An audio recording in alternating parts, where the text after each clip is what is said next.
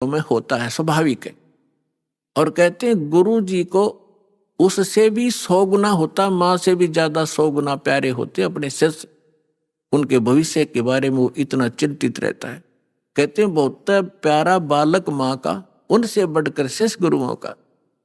तो यहाँ गुरु जी ने जब सुना कि कागभूषण को, उसका नाम कुछ अन्य था, कि भगवान शिव कैसे नाराज हो गए इस बालक पर, क्या गलती की। वो एकदम छोड़कर पूजा को आया कि बेटा क्या गलती की तूने, अक्षमा याचना कर। अरे बालक दर शिव का ध्याना, ताते बख्शे तेरे प्राणा। तो उसने पूछा, तो गुरु जी ने प्रार्थना की, हे भगवान शंकर, हे महाराज, क्या गलती होगी आपके बच्चे से, माफ करो बालक है, माफ करो बालक है। तब आकाशवाणी हुई कि इस धूर्त ने मेरे भक्त की इंसल्ट की है। जब ये गुरु के साथ ऐसा व्यवहार कर सकता है तो मेरे साथ कैसा करेगा।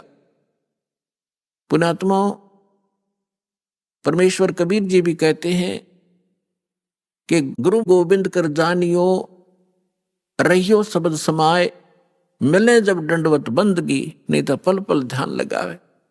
गुरु मानुष कर जानते ते नर कहिए अंध, हुआ दुखी संसार में फिर आज्ञा यम के फंद। तो शंकर भगवान ने कहा कि इस धूर्त ने जब ये गुरु की बेइज्जती कर सकता है तो मेरे लोक में आकर ना जाने क्यों धुमसता रहेगा। ऐसे धूर्त की मुझे आवश्यकता नहीं है, इसको नरक में ठोकूंगा 1,00,000 वर्ष के।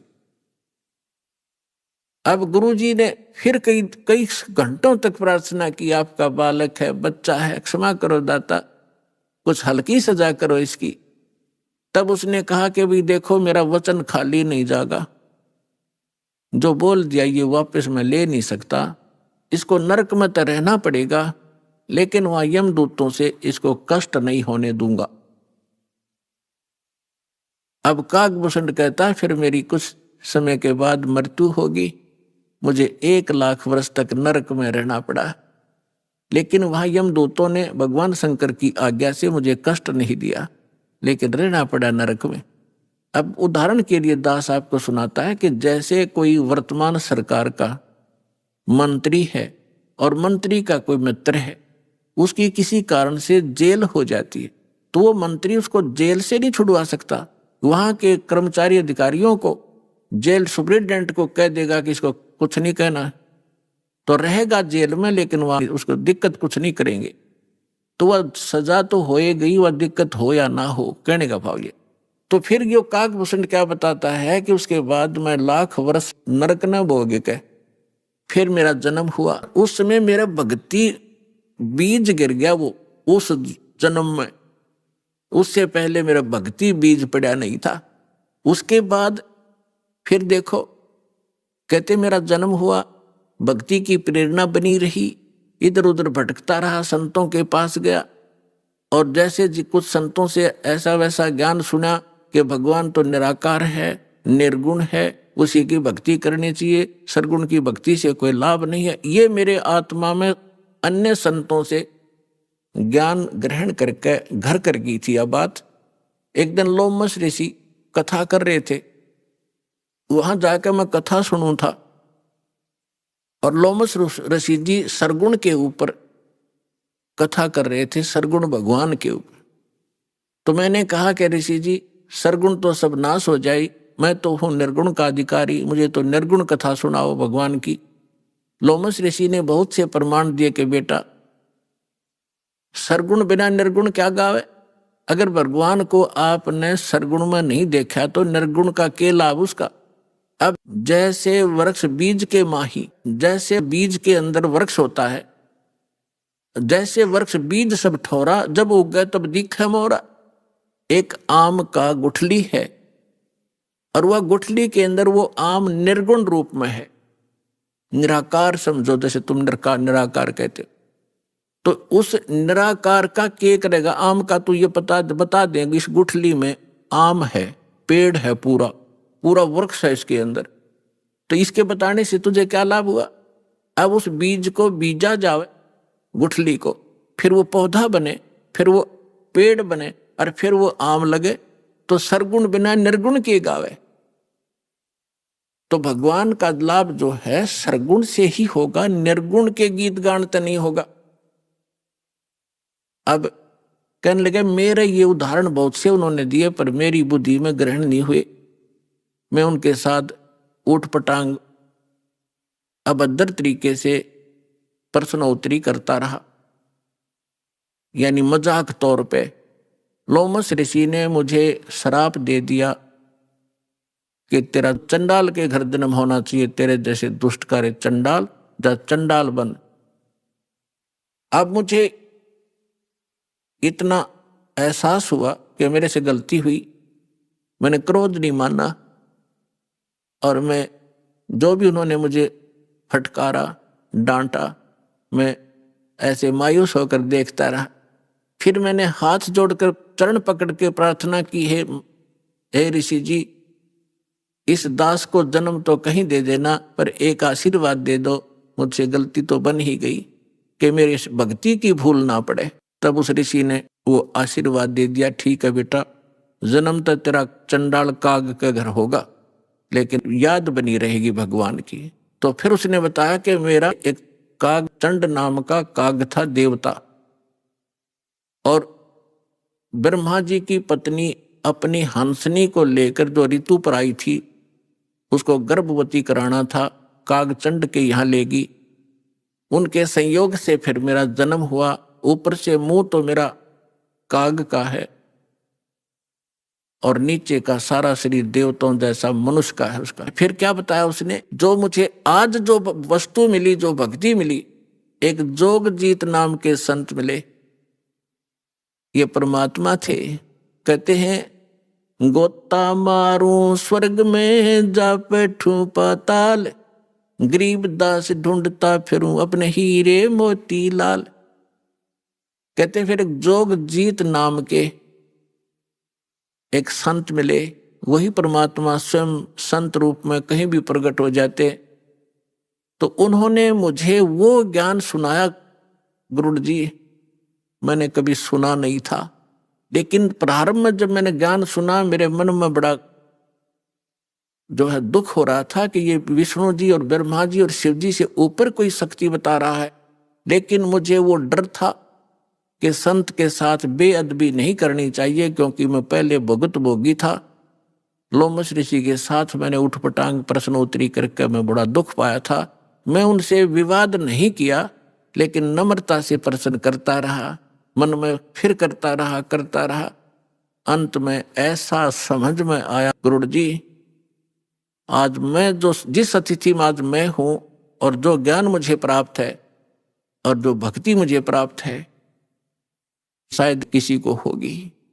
तो कहने का भाव ये है कि उसमें भक्ति बीज पड़ा कितनी कठिनता से, कि 6 महीने तक ज्ञान सुनता रहा, नाम लेने की नहीं सोची। इतना अंदर हमारे जो पाप कर्म घर कर चुके होते हैं, जिन्होंने किसी जन्म में भक्ति ना की हो, और फिर भक्ति की शुरुआत हुई और परमात्मा ने उस आत्मा को अपनी शरण में लेने के लिए सारी क्रिया की। लोमस ऋषि से पहले उसको इतना डरवा दिया, यदि उस समय लोमस ऋषि काकभूषण को वो श्राप नहीं देता, वो डर उसके दिल में ना होता, तो परमात्मा का ज्ञान तो पुण्यात्माओं वो कभी नहीं सुन सकता था। आज आप देखते हो जितने भी पुण्यात्मा यहाँ आए हैं, आपने पहली बार यो ज्ञान सुना होगा तो आपकी सुई कभी 100 पर कभी 0 पर, कभी ऊपर कभी नीचे हुई होगी। ये क्या बक रहा है, कहाँ से ले आइए ज्ञान। और फिर देखे आपने प्रमाण, अब दांतों तले उंगली दबा रहे हो आप। तो कहते हैं 100 छल सीधर मैं करूं अपने जन के काज। तो आपके ऊपर जो रहम परमात्मा का है ये विशेष है। जो दास कहना चाह रहा था, आपको ये यथार्थ ज्ञान समझाने के लिए ये प्रमाण उदाहरण दिया है। आप जी पुण्यकर्मी प्राणी हैं, पूर्व जन्म के मनुष्य थे, आपके अंदर भक्ति की आस्था विद्यमान थी, आपने शीघ्र ग्रहण कर लिया। और जो आपके घरों में अब संतान आएंगी वो भगवान के कोटे से आएंगी, बहुत अच्छी होंगी, उनकी तो आपने भविष्य की चिंता करने की जरूरत नहीं रहेगी।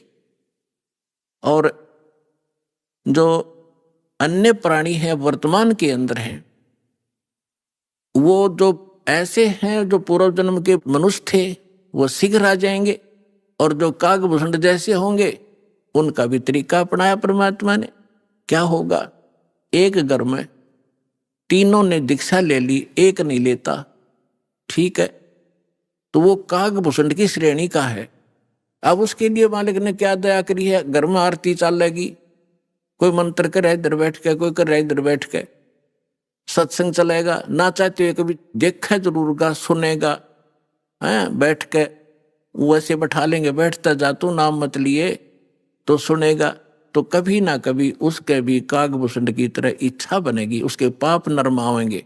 क्योंकि भगवान की कुछ ऐसे संस्कार होते हैं, ऐसे पाप होते हैं जो ज्ञान यज्ञ से ही समाप्त होते। अब कुछ ऐसे पाप होते हैं जो प्रणाम यज्ञ से समाप्त होते हैं। जैसे कपड़ा मैला हो गया, सिंपली कोई धूल मिट्टी लगी है झड़का दिया, निर्मल हुआ। थोड़ी बहुत और मैल लगा है तो वैसे पानी में से निकाल दिया तो भी ठीक हो गया। और भी ज्यादा मैला है तो साबुन प्रयोग करना पड़ता है, और भी ज्यादा कहीं कोई दाग लगा है तो ड्राई क्लीन करानी पड़ती है, तो वो तब निर्मल होता है। हमारे युगों युगों के अंतःकरण के अंदर बड़े धब्बे लगे हुए हैं, अंतःकरण में हमारे पाप जमा है, तो उन पापों के नाश के लिए ये सब प्रक्रिया आपकी यहाँ कराई जाती है। 5 यज्ञ कराई जाती हैं आपसे। एक यज्ञ है धर्म की, कुछ ऐसे पाप होते हैं जो धर्म करने से ही अक्षीण हुआ करते हैं। एक यज्ञ है धर्म की, दूसरी यज्ञ है ध्यान, परमात्मा का चिंतन, मीन ध्यान, उसकी कसक बने, उसकी एक न्यारी आपको याद बनी रहे, उसको ध्यान कहते। और तीसरी यज्ञ है हवन की, यहाँ पर एक ज्योति यज्ञ किया जाता है, ज्योति हवन कराया जाता है। तीसरी यज्ञ हवन की, चौथी यज्ञ प्रणाम, दंडवत प्रणाम कराया जाता है, जिससे अहंकार नाश होता है और कुछ पाप इस प्रणाम यज्ञ से ही नाश होते। और 5वीं यज्ञ है ज्ञान की। इस ज्ञान के सुनने से, कथाओं के सुनने से भी आपके बहुत से पाप अक्षीण होते हैं। अब जिस व्यक्ति को आप प्रारंभ में चर्चा करते हो परमात्मा की, तो वो नहीं ग्रहण करता, उठ के चल पड़ता है। कबीर साहब कहते हैं, कबीर पिछले पाप से हरि चर्चा ना सुहावे, और कै ऊँगे कै उठ चले ना और बात चलावे। जैसे किसी कर्महीन प्राणी से, संस्कारहीन प्राणी से आप भगवान की चर्चा करने लगते हो, और वो आपका विशेष मित्र भी हो, विशेष नाती भी हो। अब जो ऐसा वैसा व्यक्ति होगा तो 2 बात सुनते उठकर चला जाएगा, ठीक है मैं फिर आऊंगा, मुझे काम जरूरी है, क्योंकि उसको वो अच्छा नहीं लग रहा, उसको सुहा नहीं रही। और कोई ऐसा मित्र होगा कि उठ नहीं सकता तो नींद आने लग जाएगी, लटके लेगा थोड़ी देर में। या फिर कोई विषय बदल देगा कि सुन मेरी बात सुना, सा है वहां फलाना था, सा फलाना था, वहां जाना है, वहां चलेगा। वो सुन ही नहीं सकता क्योंकि उसको वो अच्छा नहीं लग रहा। तुलसीदास जी कहते हैं, तुलसी पिछले पाप से हरि चर्चा ना भावे। भाव माने अच्छी नहीं लगे। जैसे कहते हैं मैंने, मुझे रोटी नहीं भाती, मुझे नहीं अच्छी लगती।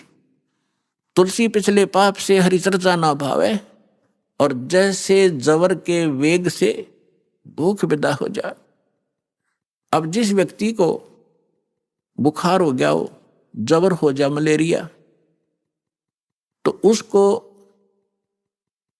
न कोई भी पदार्थ है वो कड़वा नजर लगता है, महसूस होता है। जैसे रोटी खाएगा, 1 टूक 1 ग्रास नहीं खा सकता, वो कड़वा लगता है, थूकने को दिल करता है। ना काजू खा सकता, ना किशमिश खा सकता। मनुखा दाग को भी कड़वी बताता है। अपने आत्माओं ना मनुखा दाग कड़वी है, ना वो भोजन कड़वा है, ना खीर कड़वी है। कड़वा क्या है कि उसके बुखार ने, जवर ने, टेम्परेचर ने उसके शरीर की व्यवस्था इतनी बिगाड़ दी कि उसको मीठी वस्तु भी कड़वी लग रही है। अब उसका ट्रीटमेंट क्या है, उसका विकल्प क्या है कि उस मलेरिया बुखार को नरम करना पड़ेगा। बुखार उतरे बिना वह वस्तु स्वादिष्ट लगे नहीं। अब रोटी कड़वी लग रही है, मनुखा दाख कड़वी लग रही है, तो उसका ट्रीटमेंट क्या है? कड़वी गोली ही खानी पड़ेगी कुनीन की, और ना चाहते हुए भी खानी पड़ेंगी। और उनके खाने से फिर वो जबर ठीक होगा। जब जबर उतर जाएगा और फिर देखना, सूखी रोटी सब्जी छोड़ भूख लगेगी। जब घर वाले कहें सब्जी बना दो ना, रोटी दे फटाफट, सब्जी तो फिर देखूंगा। और पहले सब कुछ आगे रख देते थे तो भी खाने को दिल नहीं करता था। ठीक इसी प्रकार जो प्रथम बार जिसके ऊपर परमात्मा रजा बख्शते हैं किसी भी कारण से, किसी की माध्यम से सत्संग सुनाने की, तो वो ऐसा व्यक्ति जिसके पिछले पाप कर्म घने बढ़े हुए हैं, तो उसकी आत्मा के अंदर उस जबर के कारण उस मीठी वस्तु परमात्मा की चर्चा ग्रहण करने का वो व्यवस्था नहीं है, वो खराब हो चुकी है। तो उसके लिए क्या तरीका है कि ना अच्छी लगे तो भी सत्संग में बैठा रहे और सुनता ही रहे, जैसे कैसे भी सुनता रहे, चाहे अच्छी लगो या ना लगो। तो उस परमात्मा के वचन में, परमात्मा की वाणी में इतनी शक्ति है कि वो ना सुने, चाहे वहां वैसे बैठा रहे, और चाहे वो सो भी जा, जहां आरती चल रही हो, बाल जैसे कोई लेट गया, नींद आ गई, चलो लेट जा, सत्संग चल रहा है तो बैठ गया, बैठा रहे, चाहे कुछ भी सोचता रहे, ना सुने, चाहे दूसरे कमरे में बैठ जाए लेकिन कानों में ये सुनती हो, तो वहां भी असर करेगी ये वाणी। उसके शरीर के पाप को, अंतःकरण के वो पाप कट जाएंगे जो ज्ञान यज्ञ से कटने होते हैं। अब जैसे एक पहले क्या होता था, सभी उपचार आध्यात्मिक तरीके से होते थे। वो भक्ति तो उनके पास थी नहीं, साधु संतों के पास। जनता में खाना रोटी प्राप्त करने के लिए वो क्या करते थे, कोई जंतर मंत्र सिद्ध कर लेते थे। कोई तो सांप का, सर्प का जहर उतारने का मंत्र सिद्ध कर लिया, किसी ने बिच्छू आदि का जो जहर विष उतारने का मंत्र सिद्ध कर लिया, किसी ने कोई जाड़ जोड़ झाड़न का मंत्र सिद्ध कर लिया। ये कोई मोक्ष मार्ग तो नहीं था उनके पास, पर ऐसे सिद्धि कर लेते थे। तो जैसे एक सर्प का विष उतारने वाला व्यक्ति एक मंत्र सिद्ध कर लेता है, और जिसको सर्प ने डस रखा है वो अचेत पड़ा है, बेहोश पड़ा है, और वो जो सर्प का विष उतारने वाला व्यक्ति एक मंत्र बुदबुदाता है, बोलता है, वो अचेत व्यक्ति ना उसको सुन पा रहा है ना समझ पा रहा है, और तो भी वो अपना काम कर रहा है, उसके विष को उतार देता है। वो व्यक्ति सचेत हो जाता है, उसका जीवन दान हो जाता है। ठीक इसी प्रकार परमेश्वर की जो अमर वाणी है कबीर साहब और गरीबदास जी की, और उन महापुरुषों की जिनको भगवान मिले हैं, उनकी वाणी स्वसिद्ध होती है, उसको सिद्धि करने की आवश्यकता नहीं होती। और उस वाणी का उच्चारण जहां भी हो रहा हो, वहां चींटी पर भी, पशु पक्षियों पर भी, पेड़ पौधों पर भी उनका असर हो रहा है। वो दूसरी बात है कि उनके वो धीरे धीरे असर होगा, पेड़ पौधों पर बहुत देर में होगा, पशु पक्षियों पर उनसे शीघ्र होगा, और मनुष्य पर पशु पक्षियों से भी शीघ्र होगा। और उसके बाद फिर वो जो व्यक्ति टर्न वाइज मनुष्य जीवन प्राप्त है, उनको भी परमात्मा इस विधि से अब अपने चरणों में लेंगे। तो जब धर्मदास जी को परमात्मा ने कहा कि भाई अभी ये मूल मंत्र और मूल ज्ञान, ये सार नाम अपने परिवार को भी मत बताना। अब धर्मदास जी को चिंता बनी कि हे भगवान, मेरे को आपने 42 वंश का आशीर्वाद दे दिया, क्योंकि धर्मदास जी एक अच्छी आत्मा थे, लेकिन संसार के व्यवहार में वो घनाग्रस्त था। पहले उनको एक पुत्र था नारायण दास, और नारायण दास निकम्मा था, काल का दूत था, उसने परमात्मा के ज्ञान को ग्रहण नहीं किया, एक भी वचन सुना नहीं, उठकर चला जाता था। तो धर्मदास जी को ये चिंता बनी। धर्मदास जी ने कहा कि भगवान आप तो समर्थ हैं, मेरे पुत्र को शरण में ले लो, इकलौता पुत्र है, काल के हाथों चढ़ जाएगा, इसका जीवन नाश हो जाएगा। तो परमात्मा ने कहा बे धर्मदास, ये खुद ही काल का दूत है, तेरे घर पर भेज दिया, क्योंकि काल को पता था आप एक अच्छी आत्मा हो और अच्छी आत्मा के घर पर एक आधा ऐसा व्यक्ति कोई कारण बनाकर काल भेज ही देता है। तो परमात्मा ने लास्ट में अपनी दिव्य दृष्टि देकर धर्मदास जी को उसके पुत्र नारायण दास की वास्तविकता दिखा दी। विकराल चेहरा, लंबे लंबे दांत, ओछा माथा। तो परमात्मा ने कहा कि ये दूत आया हुआ है, काल का स्पेशल भेजा हुआ है तेरी भक्ति नाश करने के लिए। इस बात से धर्मदास चिंतित हो गया कि हे भगवान, ये तो सचमुच, ये तो लड़के के कवर में मेरा दुश्मन बैठा है।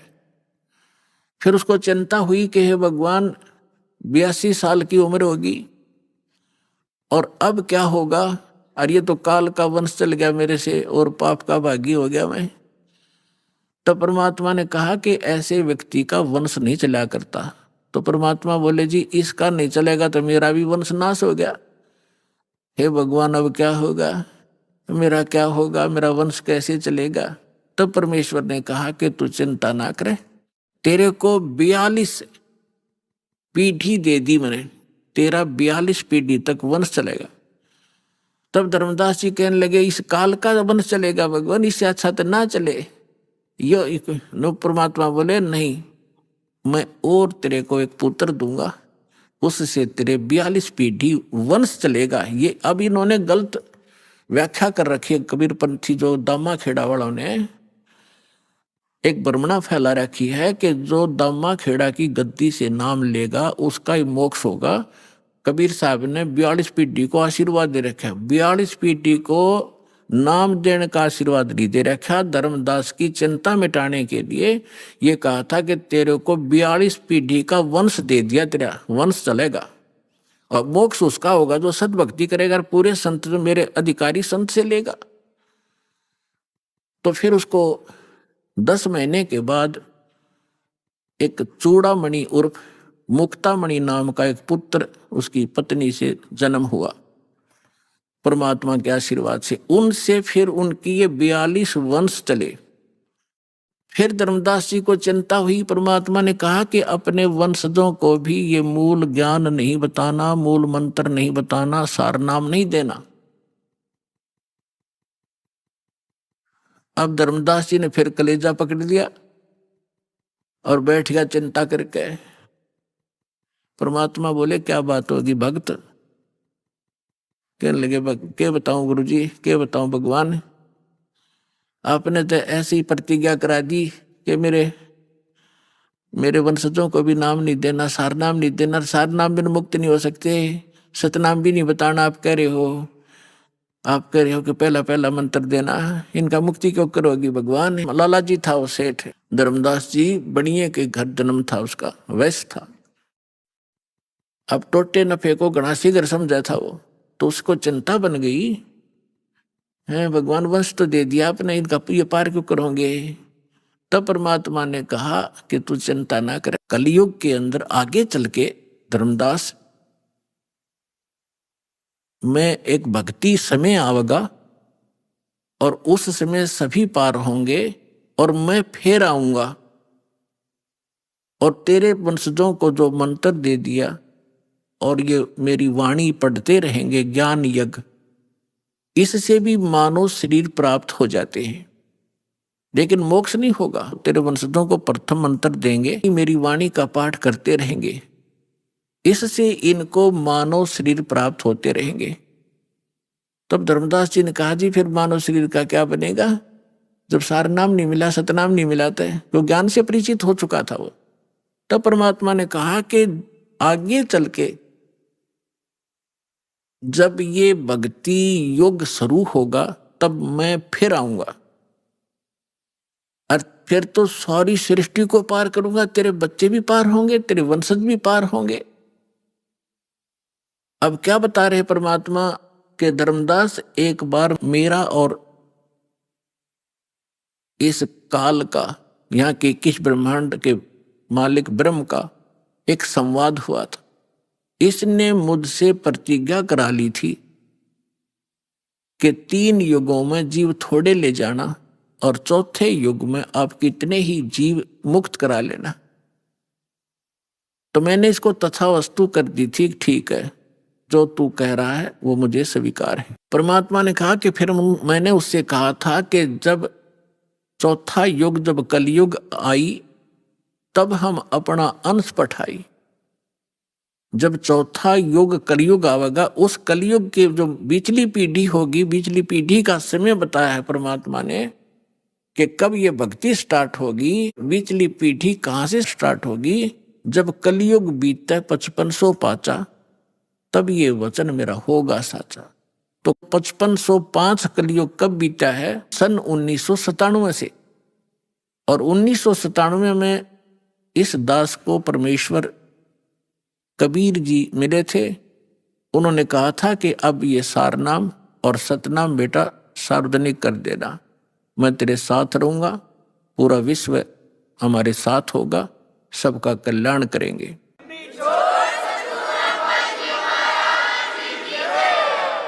तो परमात्मा ने धर्मदास जी से कहा था कि काल से मेरी वार्ता हुई थी, तब मैंने काल से कहा था कि विनती तोर मान में लीनी, कि जो तूने विनती की है काल के 3 युगों में थोड़े जीव ले जाना, चौथा युग जब कलयुग आवे तब तब शरण जीव बहु जावे, ऐसा वचन हर मोय दीजय, तब गमन संसार ही की जाए। तब परमात्मा ने कहा था विनती तोर लीन में मानी, और मोकू ठगे काल अभिमानी। फिर परमात्मा ने कहा कि चौथा युग जब कलयुग आई, तब हम अपना अंश पठाई। जब चौथा युग कलयुग आवेगा, तब हम अपना अंश अपनी प्यारी आत्मा को भेजूंगा। अब उसको ये कहे कि मैं आऊंगा या ऐसे आऊंगा, तो वो काल नहीं समझ पावा था। इसलिए परमात्मा कहते हैं 100 छल छिद्र मैं करूं अपने जन के काज। तो क्या बताया था कि चौथा युग जब कलयुग आई, तब हम अपना अंश पठाई। काल फंद छूटे नरलोई, काल का फंद, काल का बंधन छूटे नरलोई, सब नर नारियों का ये बंधन छूटेगा और सकल सृष्टि परवानिक होई। पूरा विश्व मंत्र लेगा, परवानिक माने दीक्षित होगा।